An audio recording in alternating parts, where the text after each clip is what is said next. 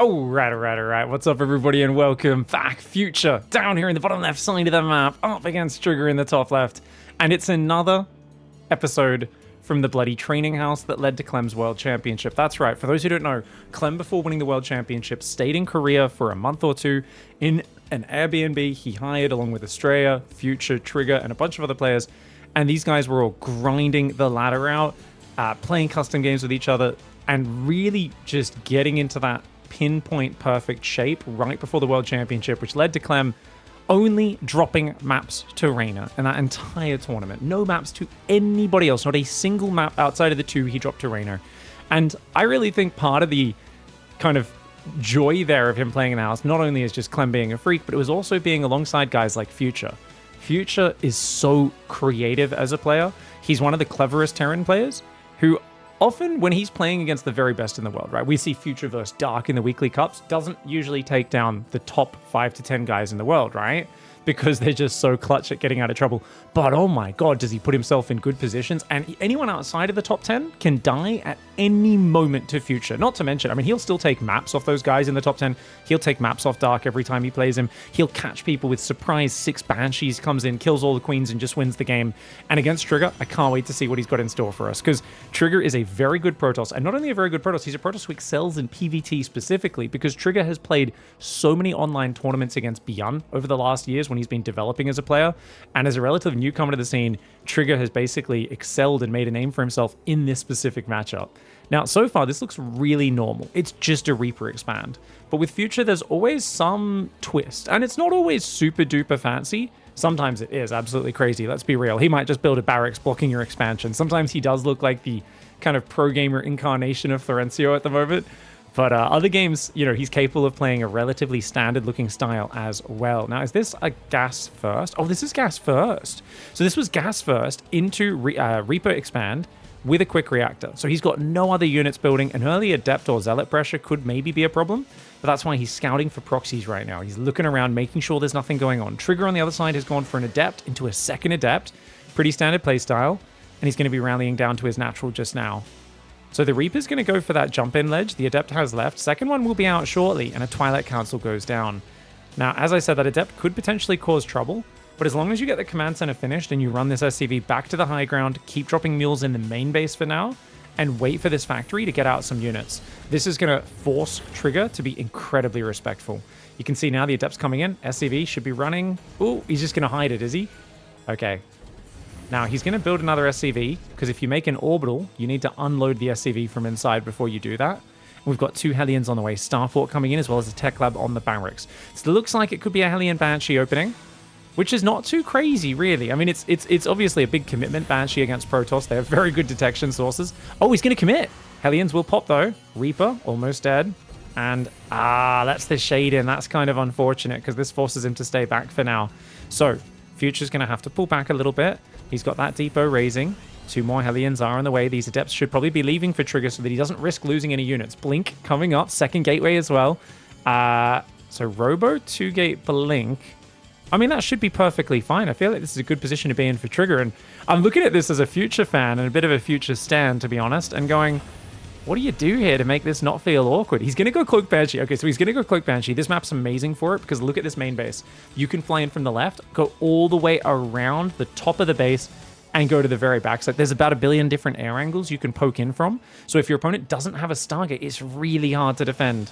4 Hellions and a Reaper here, but he doesn't want to engage the Adepts. The reason being, he knew he wouldn't be able to kill them. They would have shaded back to safety. So just kind of careful play with the Hellions. He knows if he gives those up, he'll be in trouble. And Trigger mines out the left side for a quick third base.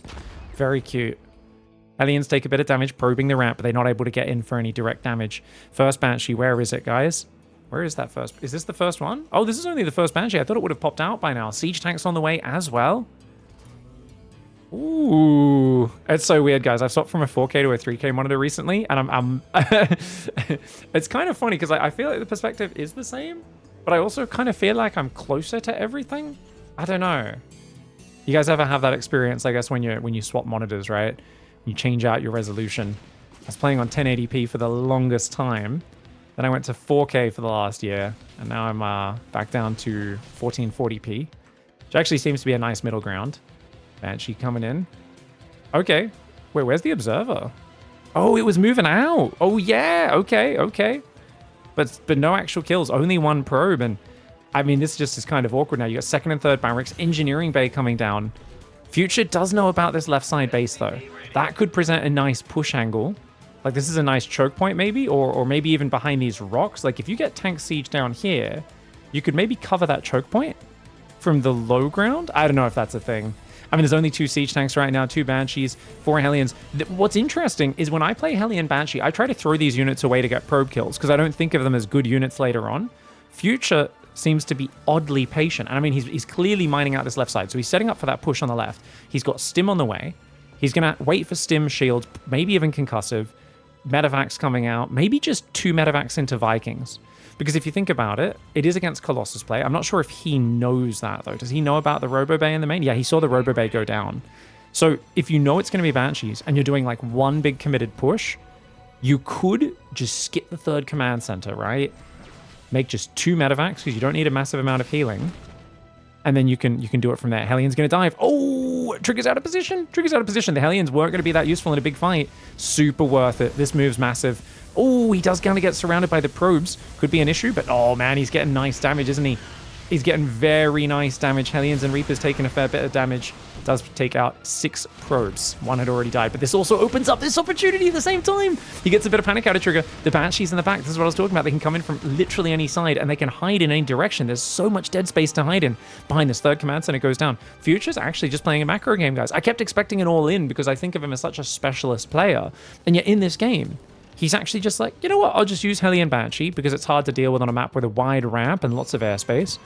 And then I'm just going to build into 3 racks, Stim, Shields, +1, 2 Medevacs. And now he's going to poke forward for a bit of aggression after doing that damage, realizing so much money is being spent on probes. He's going to try and set up for a frontal push. There's 2 Colossus, 2 Adepts, 2 Sentries, and 9 Stalkers. No charge on the way, no extended thermal lance finished just yet. Tank coming forward. The Colossus is there. He scans on that left side. Here we go. Tank sieging up. Marines and Marauders are in the open. Oh my god, so is the Colossus though. Colossus gets focused down immediately, as does the battery. The Marine Marauder, I thought he was going to pull it back here, but he's actually just going to fight without the battery there. I think he can just maybe click on that Colossus with the Marauders and take them down. Zealots are coming forward. He actually does have charge, guys. Sorry, I thought he didn't have charge. The Banshees are still alive, adding so much damage on the left side of this battle. The Marines are very wounded, but he simply realizes, hey, I have the numbers. I can just click on you right now and take you down. Stalkers are trying to take out the Banshees, but how are you going to do that? Not with the bio on top of you. And that there is the rare case where Future just played like a kind of normal start. This is the weird thing about Future. He could just play a normal build. He was still building workers behind it. He still had a 3rd orbital. And you know what? This was the most normal game that we've seen from Future, but bloody crisp. GG, well played. Okie dokie, guys. Well, this next one is Future. Same spawn, same map, funnily enough. But he's up against Oliveira. And I have a feeling this is going to be way more exciting than our last game. I mean, this is going to be awesome. Oliveira, obviously one of the best Terrans in the world right now. A lot of people thought Oliveira would be kind of one of the few people who could beat Clem right now. And he definitely has had some really close series with Clem recently. And some ones that were more one-sided, which some people have said put that to rest. But yeah, basically Oliveira is a way higher rated player than Future. He's obviously the former world champion from 2023 Katowice. And just a guy who I think a lot of people said, oh, that was a fluke. It wasn't the biggest performance. And then he was like, is it though? Was it just a fluke? Came out at Dallas, almost beat Cyril there when Cyril was dominant over everybody else.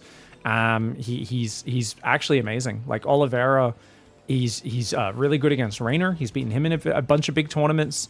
Dallas, Katowice, Raynor being one of the best CVT players in the world. He's almost beaten Cyril a bunch of times. He's had a few really close series with Maru recently. So close to beating Maru in the Esports World Cup as well. So really crazy to see. Now, Future's going to play a single gas expand up against Oliveira's more standard double gas, neither side scouting. Now, with a single gas build, this is great if you can get away with it.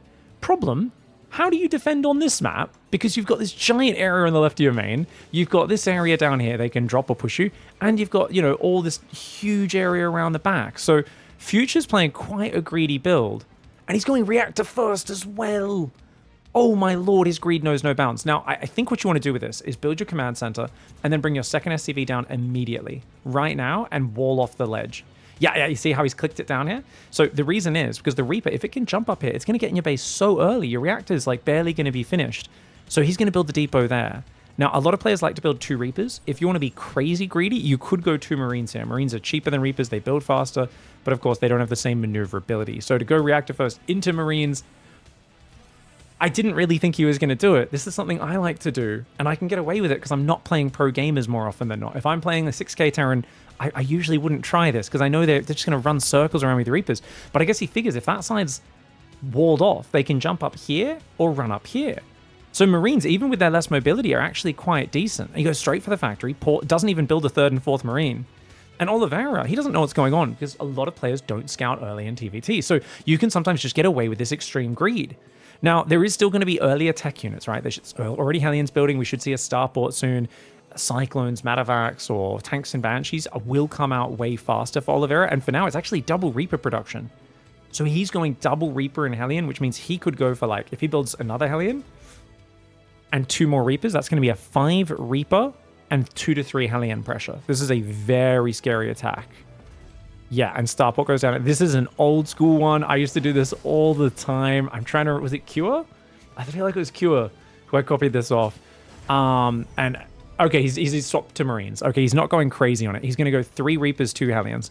Not as insane as it could be. Still could be a big problem for Future because he's only got a handful of Marines. Cyclone is building those. Cyclone will shut this down. And having the ramp does help the Marines do okay against this, especially if Future quickly focus fires. For now, Future's got a second barracks. Oh, he's going 2-1-1.